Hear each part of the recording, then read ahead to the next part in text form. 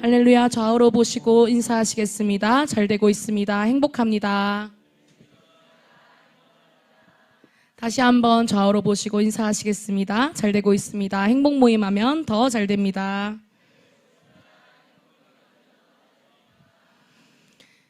네, 할렐루야. 오랜만에 설교를 준비하면서 언제 마지막으로 말씀을 전했었나 이렇게 달력을 살펴봤습니다. 제가 마지막으로 말씀을 전했던 게 2달 전에 8월 10일 오후 설교를 하고 2달 만에 말씀을 준비하는 거더라고요. 2달 동안 이제 길진 않지만 짧은 시간 동안 되게 많은 일들이 있었던 것 같습니다. 그 중에 제게 있었던 일 중에 제일 큰 것은 공동체가 옮겨졌다는 것입니다. 대학부에 11년을 제가 있었더라고요. 11년을 있다가 이제 다니엘 청년부 공동체로 올라오게 되었는데, 이제 그래서 그런지 저를 어려서부터 이제 본 집사님들이 계속 만날 때마다 다니엘 공동체 와서 이제 다니엘 공동체도 그렇고 셀에서도 그렇고 막내로 제가 있는 줄 알고 저한테 계속 이제 언니 오빠들이랑 사역하니까 어떻냐 이렇게 몇몇 분들이 물어보셨습니다. 그래서 오해를 조금 하시는 분들이 많은 것 같아가지고 이제 이 자리를 빌어서 말씀을 드리면은 제가 맡은 저희 마하나임 셀에서 저를 포함해서 총 7명이 있는데 이 중에서 제가 2번째로 나이가 많습니다. 제가 다니엘에 올라왔다고 해가지고 제가 막내로 올라온 것이 아니고 이미 다니엘에 또 수많은 그 20대 후반들이 있어서 제가 좀 늦게 올라간 편이거든요. 그러니 이렇게 말씀드리니까 이제 집사님들이 놀라시면서 너무 늦게 올라갔다면서 막 이렇게 팔뚝을 되게 많이 맞고 다녔습니다. 그래서 아무튼 근데 이제 주중에 또 청년 셀들이 목사님의 인도 따라서 또 전략적인 합병으로 2셀씩 묶이게 됐는데, 사실 묶이면서 약간 기대를 했습니다. 조금 내가 그래도 조금 어린 편에 속할 수 있지 않을까? 근데 길게 하지 않았어요. 한 5초 정도 잠깐 생각을 했다가 그래 아니겠지 생각을 했는데, 묶인 셀에서도 제가 이제 중간 나이 정도더라고요. 그래서 딱 위에 이제 다니엘 청년들과 밑에 다니엘 청년의 딱 중간. 그래서 아무튼 소수의, 다는 아닙니다. 소수의 몇 분들이 이제 오해를 하셔서 이제 그 오해를 좀 풀어드리자. 사실 제가 그 소리를 듣고 제가 또 저 막내 아니라고 말하고 해명하고 다니기가 약간 민망해가지고 이 자리를 빌어서 살짝 얘기를 해봤습니다. 또 이제 제 개인적인 것을 넘어서 최근 2달 동안 생긴 또 크다면 큰 이슈 중에 하나가 이제 삼성 야구가 있는 것 같습니다. 또 이제 저희 교회에 또 야구 팬들이 굉장히 많더라고요. 저는 그렇게 많은지 몰랐는데 SNS 딱 들어가 보면은 스토리에 어느 날은 다 야구 사진만 이렇게 쭉쭉쭉쭉 다 다른 사람인데 다 똑같은 야구 사진을 이렇게 쭉쭉쭉쭉 올리시더라고요. 그래서 생각보다 되게 야구 팬들이 많구나 생각을 했는데, 이번에 이제 플레이오프에 삼성이 또 들어가면서 진출을 하면서 많은 교회 분들이 또 이제 청장년 다 넘어서 그냥 많은 팬분들이 도파민에 이렇게 가득 절여져가지고 이제 다니는 곳마다 웃음이 떠나지 않으시고 굉장히 행복해 하시는 모습들을 되게 많이 봤습니다. 그 소식 속에서도 이제 또 막 어떤 선수가 잘했다, 어떤 선수 때문에 또 삼성이 이겼다 하면서 이렇게 얘기하는 것들을 들었는데, 이제 야구나 스포츠를 보다 보면은 방금 그런 것처럼 자연스럽게 그 팀에서 특출난 선수가 생기지 않습니까? 그러니까 이 선수들이 때로는 이제 우리 팀에서 뛰어난 선수들이 때로는 이 시즌이 다 끝나고 다른 구단으로 이제 더 많은 연봉을 받으면서 스카웃돼 가는 경우도 있고, 또 때로는 다른 구단에서 뛰어난 선수가 더 엄청난 연봉을 받으면서 우리 팀으로 오는 경우가 생기기도 하는 것 같습니다.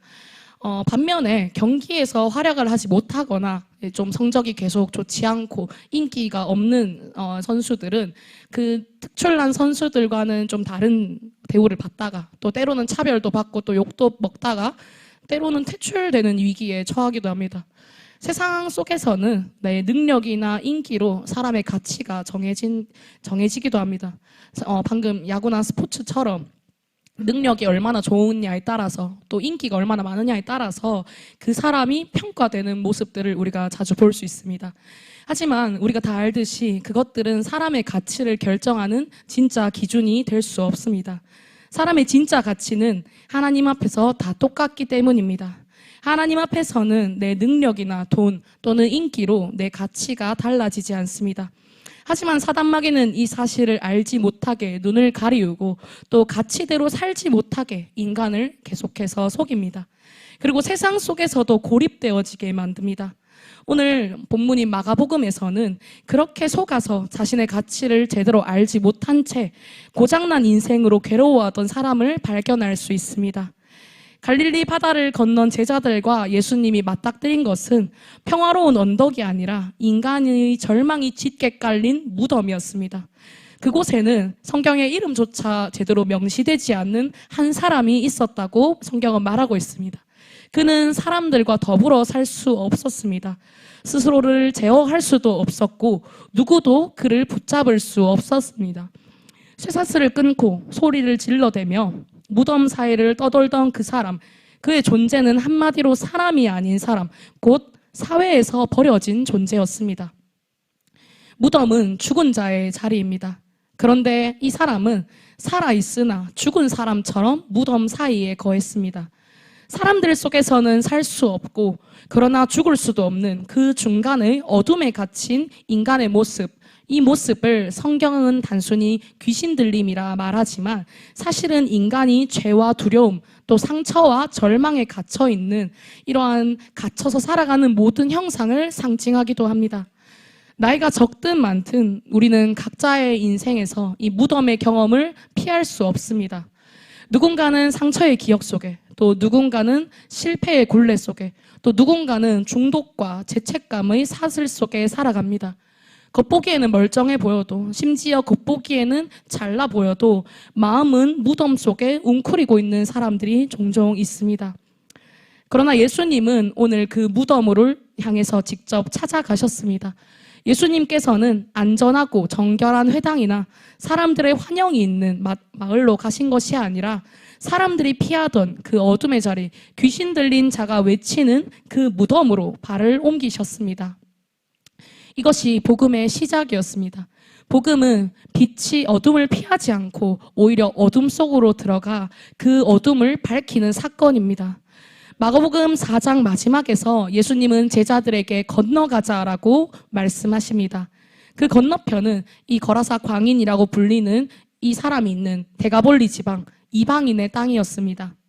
유대인들에게 그곳은 부정한 곳이고 피해야 할 곳이었습니다. 그러나 예수님은 피하지 않으셨습니다. 예수님은 구원의 경계를 넓히셨습니다. 그래서 예수님께서는 이 구원이 건너갈 수 있도록 복음이 건너갈 수 있도록 인도하셨습니다. 복음은 늘 건너가는 것입니다. 자기와 다른 사람, 또 나와 생각이 다른 이들, 그리고 상처받은 그곳으로 복음은 건너갑니다. 오늘날 우리는 이 말씀 앞에 섭니다. 건너가자. 이 말씀을 예수님께서는 또 하나님께서는 우리에게 다양한 모습으로 건네주십니다. 하지만 간혹 우리는 여전히 우리끼리의 안전한 신앙 울타리 속에 머물러 있고 싶어하는 그런 유혹에 빠지기도 합니다. 그러나 예수님은 고통의 자리, 또 더러움의 자리, 절망의 자리로 우리를 부르고 계십니다. 복음은 건너가는 용기에서 시작됩니다. 하나님께서는 양육과 훈련을 통하여서 우리가 이런 유혹에 또 두려움에 빠지지 않도록 우리를 늘 세워주십니다. 그렇게 우리가 멈추지 않고 힘을 받아서 건너가자 하시는 그 주님의 음성 앞에 용기를 내어 발걸음을 움직일 수 있음을 믿습니다. 본문 3절 이하를 보시면 귀신 들린 사람은 무덤 사이에 거하며 밤낮 소리를 질렀다고 기록합니다. 마가복음 5장 3절에서 5절 말씀을 함께 읽어보겠습니다. 시작. 그 사람은 무덤 사이에 거처하는데 이제는 아무도 그를 쇠사슬로도 맬 수 없게 되었으니 이는 여러 번 고랑과 쇠사슬에 매었어도 쇠사슬을 끊고 고랑을 깨트렸음이로라. 그리하여 아무도 그를 제어할 힘이 없는지라. 밤낮 무덤 사이에서나 산에서나 늘 소리 지르며 돌로 자기의 몸을 해치고 있었더라. 아멘. 말씀을 준비하면서 말씀을 또 묵상하면서 계속 상상을 해봤습니다. 이 사람의 외침이 어떤 외침이었을까? 또 이 사람의 외침이 그저 소음에 불과했을까? 그저 귀신에게 속아서 귀신이 외치는 대로 그냥 이용만 당하고 있는 사람이었을까? 계속 고민하게 되었던 것 같습니다. 그의 소리는 단순히 미친 사람의 외침이 아니었습니다. 그거는 살고 싶다는 영혼의 절규였습니다. 속이는 자에게 속아서 고립되어지고 상처받은 그 죄인이 되었지만 이 마음에 깊숙이는 살고 싶다는 외침을 계속해서 밖으로 내보내고 있었습니다. 하지만 아무도 그의 말을 이해하지 못했고 또 아무도 그의 고통을 들어주지 않았습니다. 말씀에는 쇠사슬로 그를 묶었다고 하지만 진짜 묶인 것은 이 사람의 육체가 아니라 이 사람의 마음과 영혼이었습니다. 오늘의 세대도 똑같은 것 같습니다. 청년과 청소년들은 불안 속에 울부짖습니다. 겉으로는 SNS에서 웃고 자신의 것을 자랑하지만 밤이 되면 외로움 속에서 자신을 깎아내립니다. 장년들은 책임과 피로 속에 눌려 하루하루 버티며 살지만 마음속에는 소리 없는 외침이 있습니다. 이렇게 사는 것이 맞는지, 내가 이제 와서 무언가를 새로 시작할 수 있는지, 이러한 소리 없는 외침들은 무덤 사이에서 울리는 귀신 들린 자의 외침과 다르지 않습니다. 이때 예수님이 찾아오십니다. 예수님이 가까이 오시자 귀신은 외칩니다. 마가복음 5장 7절 말씀을 다 함께 읽어보겠습니다. 시작. 큰 소리로 부르짖어 이르되 지극히 높으신 하나님의 아들 예수여, 나와 당신이 무슨 상관이 있나이까? 원하건대 하나님 앞에 맹세하고 나를 괴롭히지 마옵소서 하니. 아멘. 아이러니하게도 이 사단은, 귀신은 예수님을 정확히 알고 있었습니다. 하나님의 아들이라 부르며 그분의 권세를 인정하고 있습니다. 그러나 그가 말하는 괴롭히지 마옵소서란 귀신의 외침도 있지만 내 안의 어둠을 흔들지 말라는 저항입니다. 인간은 치유를 원하면서도 동시에 치유를 두려워합니다. 왜냐하면 치유는 변화를 동반하기 때문입니다. 빛이 들어오면 어둠은 사라져야 하고 진리가 임하면 거짓은 무너져야 합니다. 우리의 죄와 상처가 드러나는 것을 두려워하기 때문에 때때로 사람들은 스스로를 막기도 합니다. 그래서 내 죄와 또 내 상처가 차라리 드러나지 않고 그냥 내 안에 묻혀 있다면, 지금처럼 드러나지 않는다면 내가 오히려 지켜질 것이라고, 내가 오히려 보호받을 것이라고 착각하며 살아갑니다. 하지만 예수님은 멈추지 않으십니다. 예수님은 그를 향해 명령하십니다. 마가복음 5장 8절 말씀을 읽어보겠습니다. 시작. 이는 예수께서 이미 그에게 이르시기를 더러운 귀신아 그 사람에게서 나오라 하셨음이라. 아멘. 더러운 귀신아 그 사람에게서 나오라. 이 명령은 단순한 명령이 아닙니다. 한 인간을 다시 사람으로 회복시키는 생명의 명령이었습니다. 무덤에서 다시 생명이 일어나는 순간이었습니다. 이어지는 말씀을 계속해서 읽어보겠습니다. 9절 말씀입니다. 시작. 이에 물으시되 내 이름이 무엇이냐? 이르되 내 이름은 군대니 우리가 많음이니이다 하고. 아멘. 수많은 귀신이 들어가 군대를 형성하니 이름도 밝혀지지 않은 이 사람의 나라는 정체성은 이미 사라지고 수많은 상처와 거짓, 두려움이 그를 대신하여서 존재하고 있었습니다. 오늘 우리도 종종 이렇게 살아갑니다. 내가 누구인가 물어봤을 때 대답은 회사원, 학생, 엄마, 아빠 또는 교회 안에서는 직분자, 이렇게 살아갑니다. 그런데 그 안에 때로는 진짜 나가 없는 경우가 많습니다. 우리도 귀신 들린 사람처럼 수많은 목소리 속에서 진짜 나를 잃은 채 살아가기도 합니다. 이 시대의 혼란과 불안, 경쟁의 소음이 우리 안에서 군대처럼 자리 잡은 것입니다. 그러나 예수님은 이 사람에게 묻습니다. 예수님은 우리에게 또한 진짜 이름을 다시 물으십니다. 나의 진짜 이름은 하나님의 형상, 하나님의 사랑을 받는 자입니다. 예수님이 우리를 회복시키실 때 가장 먼저 하시는 일은 우리의 진짜 이름을 다시 찾아주시는 것입니다. 예수님께서 귀신 들린 사람을 자유케 하신 후 그 마을 사람들은 놀라운 광경을 보았습니다. 옷을 입고 정신이 온전하여 앉아있는 이 사람을 보았습니다. 그는 이제 무덤이 아니라 사람들 가운데 앉아 있습니다. 묶여있던 사슬이 풀렸고 흩어졌던 인격이 하나로 모였고 또 무너졌던 자존이 회복된 자리였습니다. 예수님께서 하신 일은 단순히 귀신 들린 병을 고친 것이 아니었습니다. 이 사람을 다시 사람답게 만드신 일이었습니다. 그리고 그 회복의 첫 증거는 안짐이었습니다. 무덤 속에서 날뛰던 이 사람이 예수님 앞에 앉아 있었습니다. 이 앉음은 단순한 자세가 아니라 영적 안정의 표지입니다. 불안과 광기와 두려움의 자리를 벗어나서 이제는 주님 앞에 제대로 서 있고 제대로 머무는 존재가 되어진 것입니다. 우리의 회복 또한 마찬가지입니다. 예수님은 우리를 뛰어다니는 분주함 속에서, 경쟁의 분주함 속에서, 또 세상의 혼돈에서 불러내어 자신 앞에 앉히십니다. 그분 앞에 앉는 순간 우리의 존재는 다시 정리되고 중심을 되찾아갑니다. 예배가 바로 그 자리의 하나입니다. 예배는 무덤 사이에서 방황하던 영혼이 주님 앞에 앉고 주님 앞에 재정돈하는 시간입니다. 그래서 예배를 떠난 신앙은 늘 불안하고 늘 흔들리는 중에 있습니다. 그런데 이어서 이상한 장면이 이어지고 있습니다. 그 마을 사람들은 귀신 들린 자가 고침받은 것을 보고도 예수님께 떠나달라고 요청합니다. 그들은 돼지떼가 바다에 빠져 죽은 것을 보고 손해를 계산했습니다. 말씀에 보면 몇천 마리의 돼지떼가 물에 빠졌다고 합니다. 이 사람들에게는 사람의 회복보다 재산의 손실이 더 크게 보였습니다. 이것이 세상의 현실을 보여줍니다. 사람의 영혼보다 이익을 중요시하는 세상, 복음이 들어오면 우리의 질서가 흔들리기에 사람들은 복음을 통한 회복을, 또 복음을 통한 변화를 두려워합니다. 그래서 예수님은 그들의 요청대로 배를 타고 떠나십니다. 예수님은 떠나달라고 하는 그들에게 억지로 머무르지 않으십니다. 그분의 사랑은 강요가 아니라 초대였습니다. 그때 한 사람이 다시 예수님께 다가옵니다.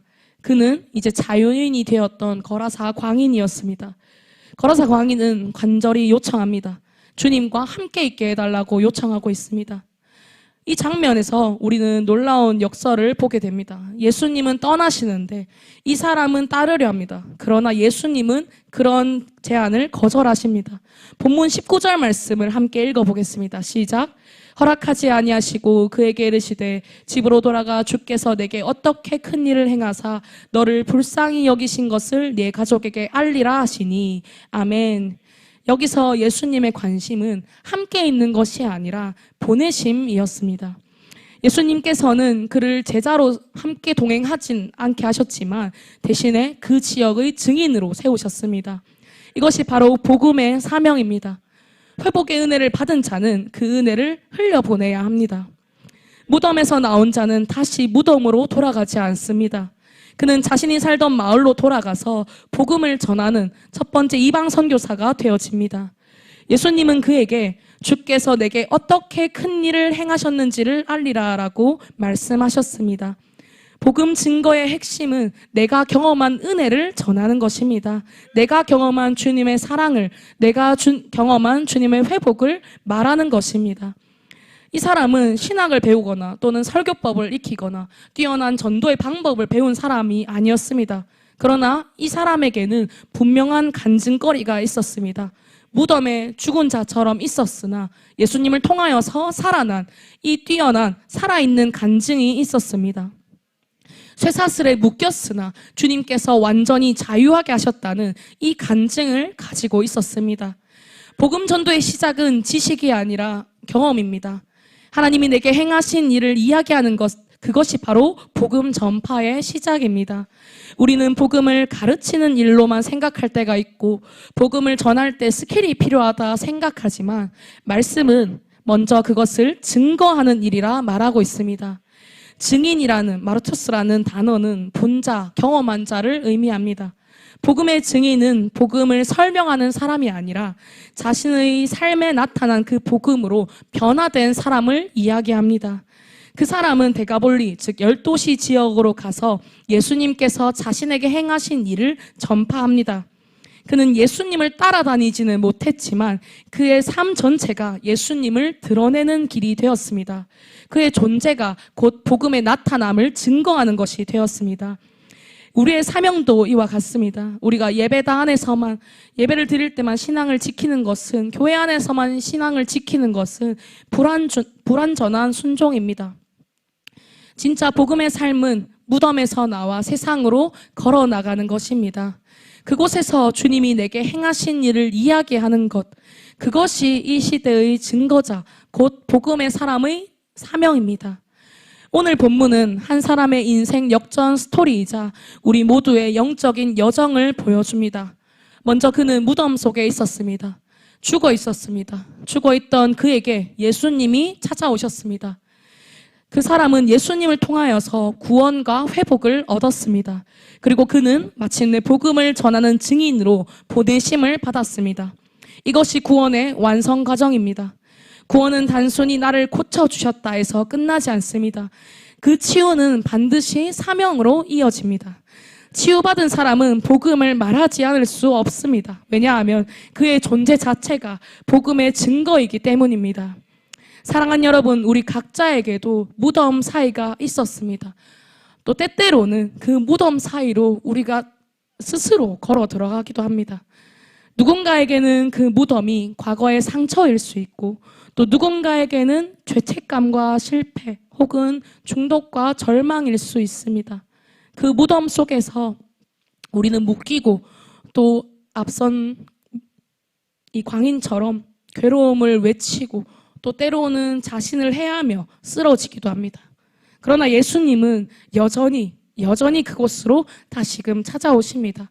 심지어는 우리가 무덤에서 다시 나왔다가 그 상처로 인하여서 또는 때때로 찾아오는 문제로 인하여서 다시 무덤으로 내 발로 걸어갈 때도 예수님께서는 친히 찾아오셔서 그 걸음을 다시금 사명의 자리로 이끌고 계십니다. 십자가의 무덤에서 부활하신 그분은 오늘 우리의 죽음의 자리에도 빛을 비추고 계십니다. 그분 안에서 그렇기 때문에 어떤 무덤도 더 이상 끝이 아닙니다. 무덤은 죽음의 끝이 아니라 무덤은 부활의 시작입니다. 회복된 거라사 광인은 예수님과 함께 있고 싶었습니다. 우리도 그렇습니다. 은혜를 받으면 그분 곁에 있고 싶어집니다. 그분과 함께 머물고 싶습니다. 하지만 주님은 우리를 세상으로 보내십니다. 그 이유는 단 하나, 세상이 아직 내 옆에 있는 그 사람이 아직 이전의 나처럼 무덤에 묶여있기 때문입니다. 예수님은 그 무덤 속에 또 다른 사람들을 향해서 우리를 복음의 증거자로 보내십니다. 우리는 더 이상 무덤 속 사람으로 살 수 없습니다. 그렇게 살 필요가 없는 존재입니다. 우리는 무덤에서 나와 복음을 전하는 사람으로 부름받았습니다. 그리고 우리는 그 무덤을 새로운 회복의 시작이다, 부활의 시작이다라고 선포할 수 있는 증인으로 부름받았습니다. 말씀을 맺겠습니다. 사랑하는 여러분, 주님께서는 오늘 우리에게도 계속해서 같은 말씀을 하십니다. 네 집으로 돌아가라. 그리고 주께서 내게 어떻게 큰 일을 행하셨는지를 알리라. 너의 집, 너의 직장, 너의 학교, 너의 관계 속에서 주님이 내게 하신 일들을 알리라. 그리고 말하고 그것을 살아내라. 그것이 바로 너의 선교지고 복음의 자리다라고 우리에게 계속해서 말씀하십니다. 우리 교회는 복음을 전하는 교회입니다. 열심히 복음을 전하는 교회입니다. 행복 모임의 자리에서 날마다 놀라운 영혼 구원의 역사가 일어나고 있고, 또 이 자리에 앉아있는 우리가 먼저 그 영혼 구원의 역사, 또 회복의 역사를 먼저 누린 사람들입니다. 세상이 살아나는 것은 내가 받은 은혜를 나누는 것부터가 시작입니다. 복음은 거창한 전략이 아니라 한 사람의 회복된 이야기가 또 다른 한 사람에게 전해지는 것입니다. 오늘 주님은 우리에게 묻습니다. 너는 무덤에서 나왔느냐? 그렇다면 이제 다음은 무엇이냐? 이제 너의 걸음은 어디로 가야 하냐? 하고 계속해서 물으십니다. 그 질문의 답은 우리 모두가 잘 알고 있는 증인의 삶입니다. 어떻게 보면 그 질문의 답으로 우리는 오늘도 행복 모임의 자리를 지키고 또 더 복음을 잘 전하기 위하여서 양육과 훈련을 통하여서 영적인 침체에 빠지지 않기 위하여서 끊임없이 몸부림치고 있습니다. 하지만 그런 와중에도 때때로 사람들은 똑같은 실수와 똑같은 상처와 때로는 똑같은 판단에 빠지기도 합니다. 하나님께서는 우리를 뛰어나서 부르신 것이 아닙니다. 각자의 간증이 다르듯이 하나님이 각자에게 주시는 사랑과 또 자세한 회복의 내용은 다 다릅니다. 하지만 그 가치는 모두가 같다는 것을 우리가 잊지 않기를 간절히 소망합니다. 저 사람은 뛰어난 간증거리가 있고 저 사람은 드라마틱한 간증이 있는데 나는 그냥 내가 엄마 따라서 또는 내 친구 따라서 내 삶에 큰 문제가 있었던 건 아니지만 그냥 행복 모임으로 초대돼서 또는 교회를 찾다가 내가 그냥 다른 사람보다는 드라마틱하지 않게 평범하게 온 것 같은데 이런 내가 어떻게 행복 모임을 잘할 수 있을지 또는 어떻게 내가 뭔가 화려해 보이는 이 증인의 삶을 어떻게 살아낼 수 있을까 때로는 우리가 눌리기도 합니다. 하지만 여러분 오늘 이 말씀 앞에서 우리 모두가 기억해야 할 것은 하나님께서는 우리 모두를 그렇기에 각자가 받은 그 증거와 또 각자가 받은 회복이 있기에 그 회복을 통하여서 복음을 전하는 자로 부르셨다는 사실입니다. 우리가 어떠한 무덤에 있었던지 그것은 중요하지 않습니다. 그 중요한 것은 무덤 이후의 삶입니다. 무덤 이후에 우리가 그 무덤에서 나왔다는 사실을 우리가 알지 못하던 이 복음을 알았다는 사실을 아직도 세상 속에서 알지 못하는 사람들에게 세상의 가치를 쫓아가는 사람들에게 진짜 가치를 알려주는 것이 우리가 주목해야 하는 부분입니다. 우리의 회복이 다른 사람의 회복을 이끄는 통로가 되게 하십니다. 수많은 행복 모임 간증들이 오늘도 쏟아지고 있습니다. 오늘도 하나님께서는 우리 한 사람 한 사람을 사용하고 계시고 우리를 통하여서 더 많은 영혼들을 살려내십니다. 예수님은 무덤 속 한 사람을 살리시고 그를 통하여서 12시에 복음을 전파하셨습니다. 하나님은 오늘도 한 사람을 통하여서 12시, 10세대, 10나라를 변화시키십니다. 10세대를 변화시키기 위하여서는 12시를 변화시키기 위하여서는 12시를 살리기 위하여서는 시작하는 한 사람이 필요합니다. 그 한 사람이 이 자리에 앉아있는 나라는 것을 우리 모두가 기억하길 소망합니다. 사랑하는 여러분, 우리는 더 이상 묶인 자가 아닙니다. 주님 안에서 자유를 얻었습니다. 그렇다면 이제는 그 자유를 복음의 증거로 사용할 때입니다. 눌리는 것이 아니라 우리를 속이는 거짓말들에 속는 것이 아니라 나를 판단하는 소리들에 넘어지는 것이 아니라 주님이 내게 행하신 큰 일을 세상에 알리는 행복모임 인도자로 또 행복모임 팀원으로 우리 모두가 세워져야 할 줄을 믿습니다. 그것이 우리의 감사이고 예배이며 사명입니다. 주님은 오늘도 무덤 속 인생을 찾아오십니다. 그분은 오늘도 다시금 묶인 자를 자유케 하십니다. 내 생각에는 내가 이렇게 실수를 반복하고 내가 이렇게 실패를 반복하면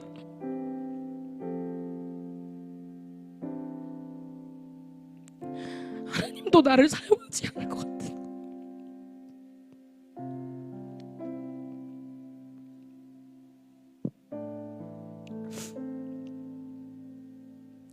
내가 나를 포기했던 것처럼 하나님도 나를 포기할 것 같은 그런 착각에 들지만 예수님께서 분명하게 얘기하십니다. 거라사 광인에게 회복된 자에게 예수님께서는 집으로 돌아가서 주께서 내게 행하신 일을 알리라라고 말씀하십니다. 우리를 책망하지 않으십니다. 그저 예수님께서는 그저 괜찮으니 내가 너에게 행한 회복을 알리라고 계속해서 얘기하십니다. 부족하지만 우리 모두가 그 말씀에 순종하여서 무덤에서 일어나 세상 속으로 걸어나가는 이 시대의 복음 증거자로 살아가기를 간절히 소망합니다. 나를 내 관계로 보내시는, 우리 집으로 보내시는, 우리 직장으로, 우리 학교로, 내 삶으로 보내시는 그 주님의 음성을 더욱 쫓아가는 우리 모든 공동체 되기를 간절히 소망합니다. 모든 영광 주님께 올려드립니다.